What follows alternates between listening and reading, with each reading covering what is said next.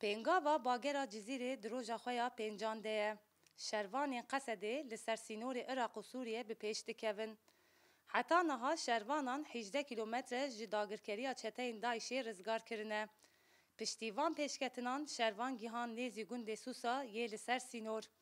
Di vir de tenê 5 kilometre maye ku şervan bikêjin ava Firatê Ango gundê Bakos. Ji ber van pêşketinan DAIŞ rêbazên xwe yên qirêj bikartîne. Du erebe şandin ser çeperên şervanan. Erebeyek hat bêbandorkirin û yek jî bi temamî hat rûxandin.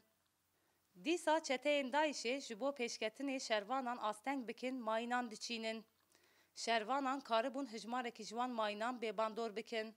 Pêngava bagera Cizîrê didome û pê re jî koordîneya di navbera Qesedê û hêzên Iraqê de xurt dibe.